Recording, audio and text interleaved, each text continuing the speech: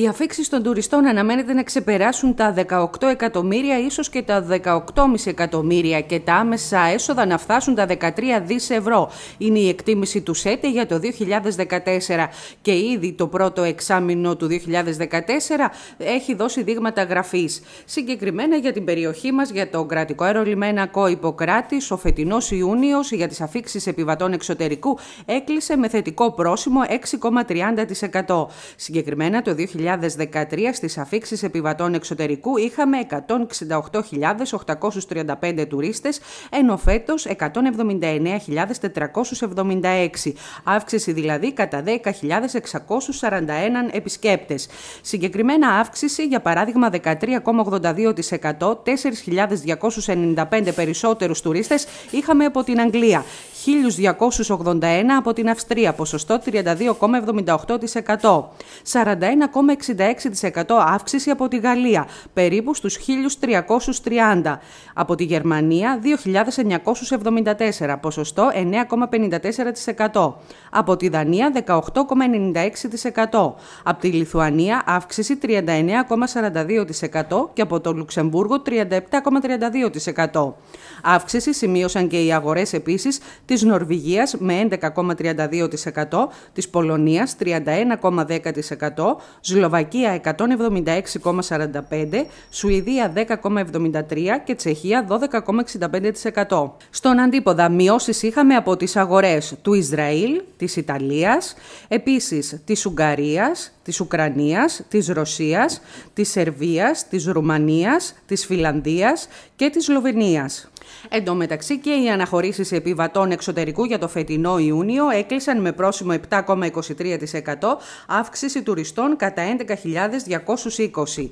Φρένο εντωμεταξύ σε όσους διαδίδουν στοιχεία τιμολογιακής πολιτικής των ξενοδοχείων, τα οποία στερούνται αλήθειας, θέτει ο πρόεδρος της Πανελλήνιας Ομοσπονδίας Ξενοδόχων, Γιάννης Ρέτσος, ο οποίος υπογραμμίζει σε δηλώσεις του ότι με βάση τα επίσημα στοιχεία της Ομοσπονδίας, οι αυξήσεις στις τιμές των ξενοδοχείων σε πανελλαδικό επίπεδο κυμαίνεται από 4 έως 5%, όταν οι μειώσεις στις τιμές των δωματίων τα προηγούμενα χρόνια ξεπερνούσαν το 30%. Αναφερόμενος στα κρούσματα εσχροκέρδειας στις τιμές των δωματίων, κυρίως σε δημοφιλείς προορισμούς, ο κύριος Ρέτσος σημειώνει ότι δυστυχώς σε κάθε κλάδο υπάρχει ο κακός επαγγελματίας, που όμως σε κάθε περίπτωση δεν αντανακλά τον κλάδο καθ' ολοκληρίαν. Μάλιστα, εκτιμά ότι η αγορά μπορεί να επαναφέρει στην τάξη την ως άνω στρέβλωση. Στο ίδιο μήκος κύματος κινούνται και οι δηλώσεις της εκπροσώπου στο Διοικητικό Συμβούλιο της ΠΟΚΣ από την ΚΟ, Ντίνα Σβήνου. Μέσα από την οικονομική κρίση που διανύουμε, θεωρούμε πως οι ξενοδόχοι είναι αυτοί που πήραν πάνω τους την κρίση, μειώνοντας τις τιμές, διατηρώντας μια υψηλότατη ποιότητα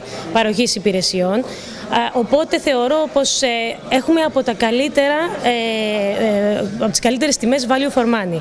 Τώρα είναι για μας στοίχημα και καλούμε βέβαια και τα μέλη μας σε μια συνετή αύξηση των τιμών, όχι συνετή πάντα, έτσι. Γιατί, να κάνω και την παρένθεση, έχουν ακουστεί διάφορα το τελευταίο καιρό ότι οι ξενοδόχοι έχουν ανεβάσει πάρα πολύ τις τιμές. Με έχει στενοχωρήσει πολύ το γεγονός ότι δεν άκουσα από κανέναν να λέει πως οι ξενοδόχοι στήριξαν όλο αυτό το καιρό, ότι είναι πάνω από 5 χρόνια που έχουν αφήσει τιμές όχι απλά σταθερές, οι τιμές ήταν καθοδικές. Άρα η όποια αύξηση όμως θα αφορά τους μεμονωμένους πελάτες, καθώς τα συμβόλαια τα άλλα έχουν κλειστεί, έχουν πληρωθεί. Τώρα κλείνονται ακόμα, είναι περίοδος συμβολέων. Αυτή τη στιγμή η εικόνα που έχουμε είναι ότι όντως υπογράφονται με αυξήσεις που κυμαίνονται από 3 έως 10%, ανάλογα δηλαδή και με τη διαπραγματευτική του κάθε ξενοδόχου. Και ελπίζουμε λοιπόν να πετύχουμε και εμείς ένα καλύτερο value for money που θα μας δώσει την δυνατότητα να επανεπενδύσουμε, να αρχίσουμε πάλι αυτή τη διαδικασία επανεπένδυσης στις επιχειρήσεις μας και βέβαια στην κατ' επέκταση προσφορά ακόμα υψηλότερης ποιότητας. Άρα ένα των κρατούμενων λοιπόν οι χαμηλές τιμές. Το δεύτερο έχει να κάνει με το ότι οι διεθνείς συγκυρίες μας ευνοούν, ότι άλλοι τουριστικοί προορισμοί περνάνε δύσκολα και αυτό αποτρέπει οι τουρίστες να τα επισκεφτούν αυτά τα μέρη. Θεωρώ ότι αυτό λειτουργήσε ευνοϊκά το προηγούμενο χρόνο. Τώρα αυτό το χρόνο όμως είναι καθαρά δική μας η επιτυχία μέσα από την άριστη παροχή ποιοτικών υπηρεσιών, ξενοδοχείων και λοιπόν τουριστικών επιχειρήσεων μέσα από τις προσπάθειες του Υπουργείου του Τουρισμού. Φέτος είναι δική μας η επιτυχία. Πέρυσι και ενδεχομένως και πρόπερσι, ναι, ήταν οι συγκυρίες που μας βοήθησαν να ανεβούμε.